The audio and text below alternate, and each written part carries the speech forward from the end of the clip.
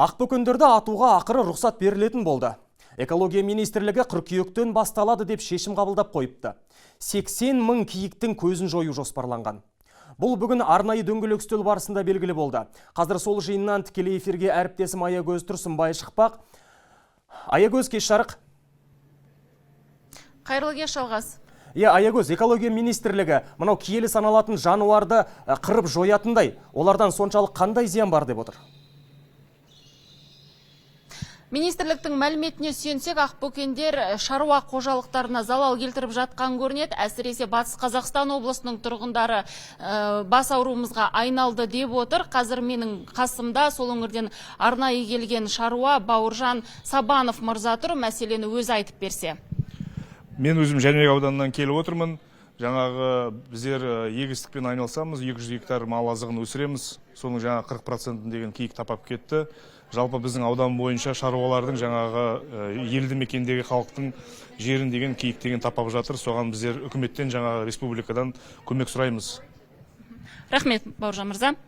Жалпы министрлік ату немесе аулау жұмыстарын Охотзоопромге сеніп тапсырмақ. Жануарларды қорғайтын ұйым өз жұмысын шамамен қыркүйектің 15-нен бастамақ. Жұмыстар қарашаның соңына дейін жалғаспақ. Киікті аулауға рұқсаты бар азаматтар шамамен күніне 1000 киіктің көзін жояды деп жоспарлануда.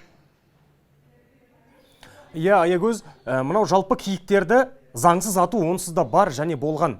Енді бұл жағдайдан кейін, рұқсат бергеннен кейін браконьерлер одан сайын еркінсіп кетпей ме? Жауаптылар бұл төңірегінде не дейді, сұрадыңдар ма? Жалғас, дәл осы сұрақты экология вице-министрі Әлия Шалабековаға қойған едік. Шенеунік сұрағымызға қазақша жауап беруден бас тартты. Қазақша айтып өтесіз бе? Айтып бермеймін. Десе де шенеуніктер 80 мыңнан артық киік өлмейді деп кепілдік беріп отыр. Сөздерінше 2025 жылға дейін мораторий жарияланған.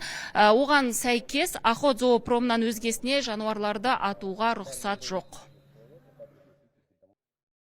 Аңшыларға, кімдерге атуға рұқсат бермейміз. Ешкімге. Тек қана жаңағы айтып жатырмыз ғой, Охотзоопром. Себебі ол жақта мамандар да бар, техникасы бар, и бақылауға алуға оңай. Ал экобелсенділер болса, шенеуніктердің бұл шешімі жақсылыққа апармайды деген пайымда, өйткені Қазақстанда онсыз да экобаланс бұзылған дейді олар. Табиғи бізде бүгінгі күнде баланс бұзылған. Бір ғана реттеуші, мысалы киіктердің ауруын алдын алатын болсақ, онда қасқырлардың популяциясын қалыпты киіктер көреді. Киіктерді ату бұл шешім емес, 80 мың бас киік Батыс Қазақстан облысының шаруалары мәселесін шешпейді. Қоғам қарсылық білдіріп, бұл мәселе әлі қызу талқыланып жатқанына қарамастан шенеуніктер алған беттерінен таймайтын сияқты нақты шешім қабылданып қойған. Десе де жұмыстарға қанша қаражат кетеді, бұл мақсат қалай жүзеге асады деген нақты сұрақтарға нақты жауап ала алмадық. Бір анығы ақбөкендердің мүйізі, еті мен терісі сатылмайды, бірақ 80 мың киіктің өлексесін қайда жібереді деген сұраққа экология министрлігі тағы да жауап берген жоқ. Өздері білмейтін сияқты. Жалғас. Рахмет, Аягөз. Бір кездері жойылып кетудің азақ алдында қалған киелі жануарға даубал. Бір жағынан шабындық пен жайылымдық жерлерде керек. Рахмет ақпаратыңа.